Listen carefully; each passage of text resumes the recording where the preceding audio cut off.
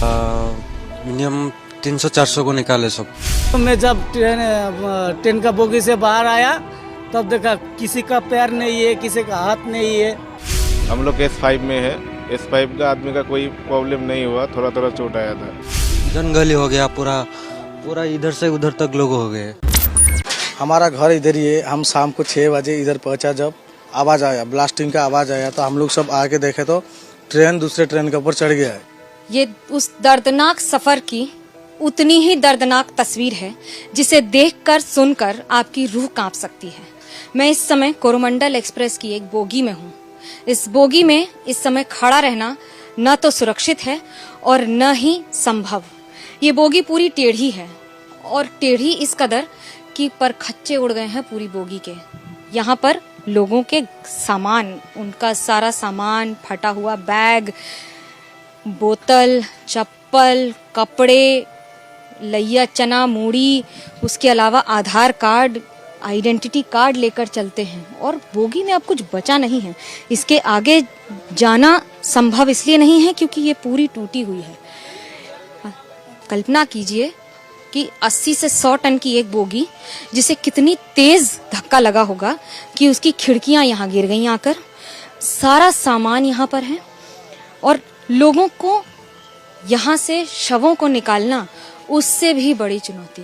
जब ऊपर वाली सीट ही नीचे झूल जाए, जब दोनों आपस में एक ही बोगी की ये पार्टीशन टूट के अलग हो जाए और उसके साथ कोई भी सीट अपनी जगह न हो, तो वो इस हादसे की तस्वीर है जो ये बयां करती है कि इस हादसे ने न सिर्फ कितने लोगों की जान ले ली है, बल्कि ये प्रमाण छोड़ दिया है ये सामान के तौर पर कि ये हादसा उस समय कितना दर्दनाक होगा, कितना दर्द, कितनी चीखें, कितनी तकलीफ हुई होगी लोगों को, जो यहाँ पर किसी का झुमका, किसी की चूड़ी, किसी का सामान, सब कुछ यहाँ पर ऐसे ही पड़ा हुआ है।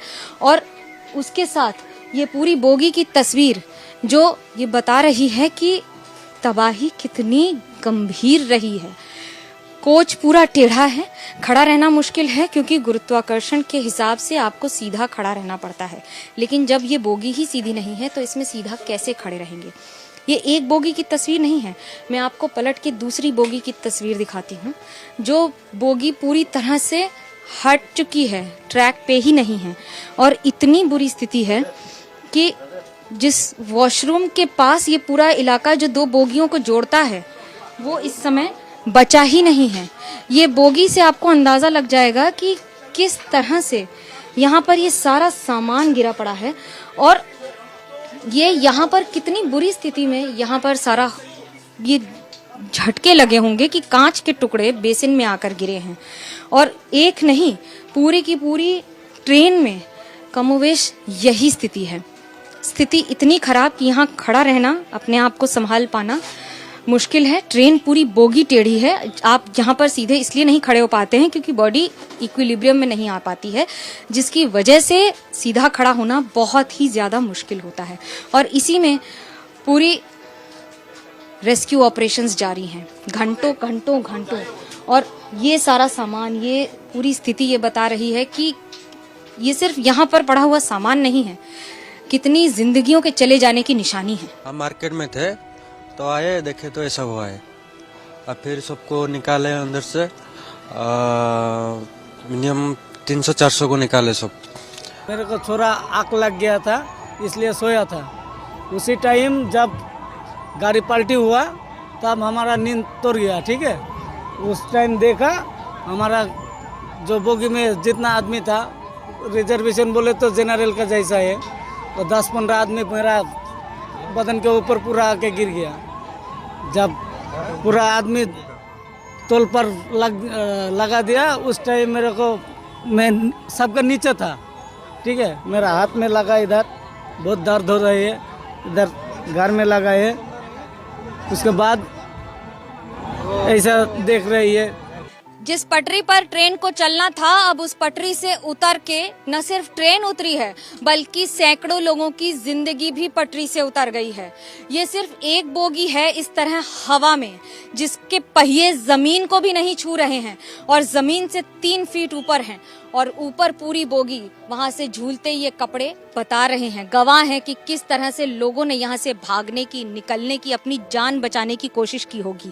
सिर्फ यही नहीं, ये मालगाड़ी ने जब यहाँ पर धक्का दिया होगा, जब इस ट्रेन से भिड़ी होगी तो कितनी तेज भिड़ी होगी कि 80 टन की बोगियां के पर खच्चे उड़ गए हैं। सिर्फ इस तरह नहीं कि यहाँ पर ये ट्रेन का सारा सामान, यानी कि ट्रेन बनाने में जिसका इस्तेमाल होता है, ये कितने भारी होते हैं।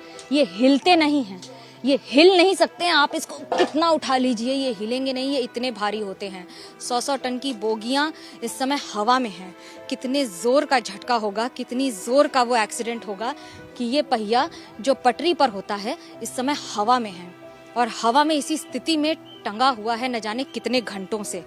और इसको काट कर इसमें से शव निकालना, इसमें से लोगों को निकालना और यथासंभव कोशिश करना बचाने की, कि जितना हो सके जान बचाई जा सके लोगों की। मैं आपको ये कोच दिखा रही हूँ, ये बोगियां हैं, ये बोगियों पे इनके नाम थे।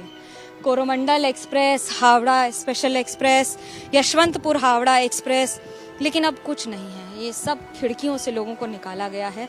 जूता, चप्पल, सामान, कपड़े, किसी का खाना रखा है।